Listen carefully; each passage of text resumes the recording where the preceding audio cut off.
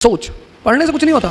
तोतों को भी सिखाते हैं। तुम देखने जा रहे हो, इसकी शुरुआत हर्षवर्धन ने की। का नाम तो उसने कभी चेंज ही नहीं। 1956 में एक 15 साल का लड़का गद्दी पे बैठे, एक दंगा बता दो जब मध्य मेडिवल इंडिया में कोई दंगा हुआ। आप लोग बोलते हैं you have to work for the society, क्या वो पॉसिबल है वो चीज चेंज होना?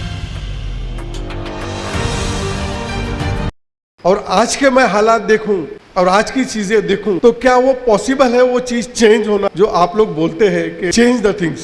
5 साल पहले ऐसा हुआ कि my son was doing science. मैं जो चीज देख रहा हूँ, कल अगर वो रिश्वत खाए और कल वो चीज अगर ऊपर से फोन आता है और वो चीज नहीं हो सकी उससे और वो गलत काम करने लगे तो मैं उसको वो चीज में क्यों डालूं? सर पहले तो मैं कहूंगा कि आपने कहा कि आज के हालात हमेशा ऐसे ही रहे। और आप किसी का भी समय ले, बड़े शख्सियत को उठाएं, पैगंबर को उठाएं, तो पैगंबर वो बने ही इसीलिए क्योंकि उन्होंने हालात का सामना किया।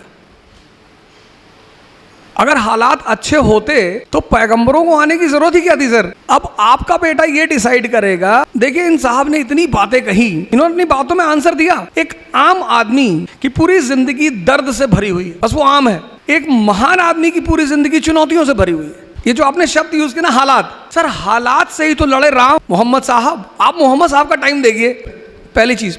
दूसरी चीज सर ये है कि हालात जैसे मैं तो हिस्ट्री का टीचर हूं, तो मैं तो हमेशा एग्जाम्पल वहीं से उठाता हूं।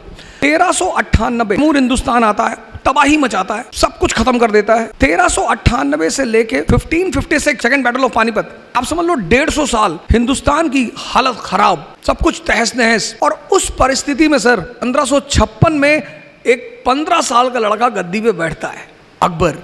सर हालात देखो आप। हम नाहक में उसे ग्रेट नहीं कहते सर, हम ग्रेट सिर्फ इसलिए कहते हैं कि भाई तुमने इस हालात से तुम निपटे कैसे। एक आदमी कह रहा है मेरा पड़ोसी मुझे गाली दे रहा है, सबके देते हैं। दुनिया में कौन सा पड़ोसी जो किसी को गाली ना दे? और अगर ऐसा है कोई तो आप बताइए, मैं तो मिलूंगा उस आदमी से। लोग कहते हैं मेरे रिश्तेदार मेरे पीछे पड़े। रिश्तेदारों का काम ही है, और क्या करें वो कि मेरे खाला ने हमको डिमोरलाइज कर दिया कि इतना बड़ा सपना देख रहे हो IAS बनने का।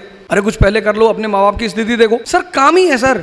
फ्रेंड आपका आ गया, उसने कहा अरे यार IAS बनने जा रहे हो। अच्छा, ये सीधे हमला कभी नहीं करते, ये इनडायरेक्टली करते हैं। मेरे पास एक लड़की आई 4 दिन पहले, उसने कहा सर मेरे पापा बहुत परेशान है, हमसे करे वापस आ जाओ। मैंने कहा ठीक है, अपने पापा को बोलो मुझसे बात करें। मैंने उनसे पूछा कि सर क्या हुआ बताइए। बोले ऊर्जा साहब हमें बहुत डर लग रहा है। मैंने कहा कैसे बताइए हमें। बोले हमारे पड़ोसी बता रहे थे कि दिल्ली बड़ी ऐसा ऐसा कांड हो गया। बीच में एक कांड हो गया था, काफी फेमस था, एक बच्ची के साथ दुर्व्यवहार हो गया था, उसकी हत्या हो गई थी।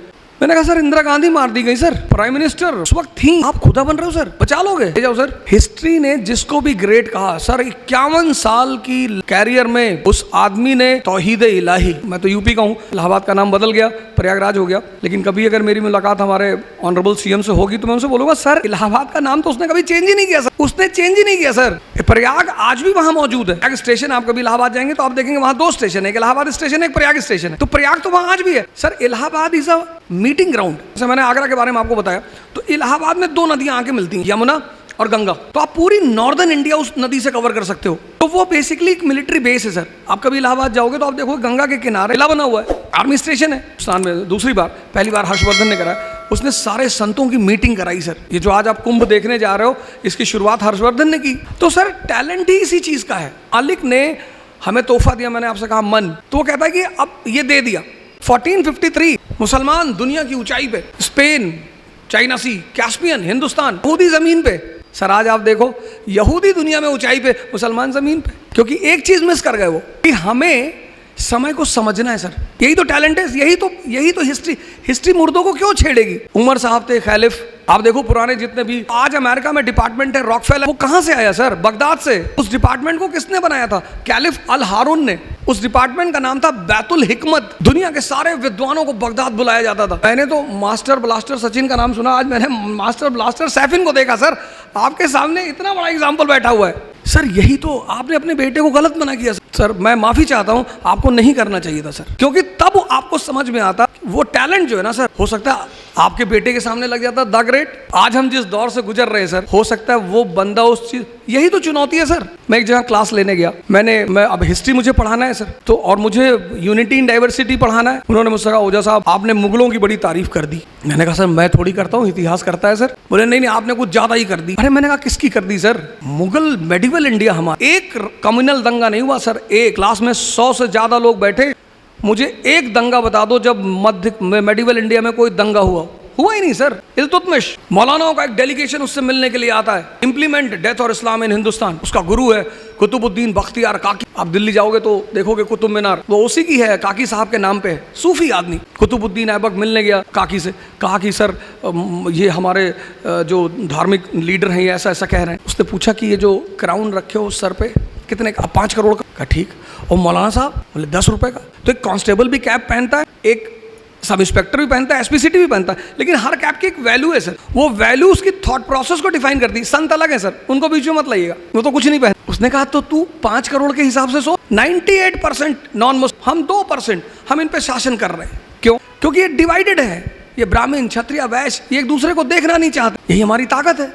अगर तुमने इनके धर्म पे हाथ रखा, ये 98 एक हो जाएंगे। और अगर ये 98 हो गए, मैं तो कन्वर्ट हो जाऊंगा। मैं तो यूनिटी ऑफ गॉड में बिलीव करता हूँ। सर दास था वो स्लेव। इल्तुतमिश का जीवन स्लेव से शुरू हुआ सर।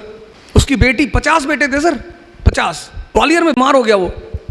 उसने अपने बेटों को खत लिखा कि आओ मेरी मदद करो। कोई नहीं गया कि मान लो अब्बा वहाँ मर गए तो यहाँ दूसरा भाई कब्जा कर लेगा। उसकी बेटी गई सर, रजिया।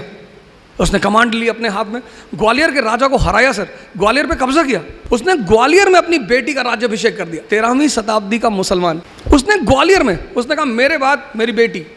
नहीं सर, ये मास्टर ब्लास्टर हमारा आपसे अभी, आपने शायद सुना नहीं इसको कायदे से। इसने कहा आपको दूसरों को नहीं सुनना सर, आप अपने बेटे को सर फिर से भेजिए। हो सकता है वो भारत को दूसरा अकबर मिल जाए। आज तो सर हमें ऐसे ही लोगों की जरूरत है ना सर। मैंने क्लास में कहा, शुरुआत में जब बोल रहा था, मैंने कहा सच सैफिन से मेरा एक अलग लगाव है। सोच पढ़ने से कुछ नहीं होता। तोतों को भी सिखाते राम राम, पर कोई तोता आज तक अरहत हुआ नहीं हुआ। मालिक की सबसे बड़ी गिफ्ट यही है सर। तो मैं माफ़ी चाहता हूँ, लेकिन मैं चाहूँगा कि आप अपने साहबजादे से कहें आप जो करना चाहें आप, दुनिया कुछ नहीं कर पाएगी सर। मैंने तैफ का एग्जाम्पल दिया था क्लास में।